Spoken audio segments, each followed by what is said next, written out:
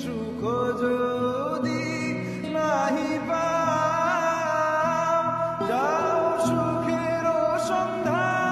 আজ 25শে বৈশাখ, বাংলা সাহিত্যের আকাশে জ্বলজ্বল করে থাকা এক অমর নক্ষত্রের জন্মদিন। আজ বিশ্বকবি রবীন্দ্রনাথ ঠাকুরের 164তম জন্মজয়ন্তী। তিনি শুধু একজন কবি ছিলেন না, তিনি ছিলেন এক ভাবনার বিপ্লব, এক সৃষ্টির অনন্ত ধারা। তিনি গান লিখেছেন, গল্প বলেছেন, নাটক রচনা করেছেন, আবার নিজের সুরে গেয়েও গেছেন। রবীন্দ্রনাথ আমাদের শিখিয়েছেন ভালোবাসা কি, স্বাধীনতা কি, আর কিভাবে শিল্প হয় মানুষের আত্মার ভাষা। আজ আমরা যেখানেই থাকি, রবীন্দ্রসঙ্গীত আমাদের হৃদয়ে বাজে। যদি তোর ডাক শুনে কেউ না আসে, তবে একলা চলো রে। এই পথ প্রদর্শক, এই মহান কবির প্রতি আজ আমাদের বিনম্র শ্রদ্ধা।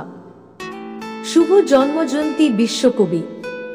আপনি আছেন, আপনি থাকবেন আমাদের প্রতিটি কবিতার ছায়ায়। প্রচারে সনাতন ধর্ম SD।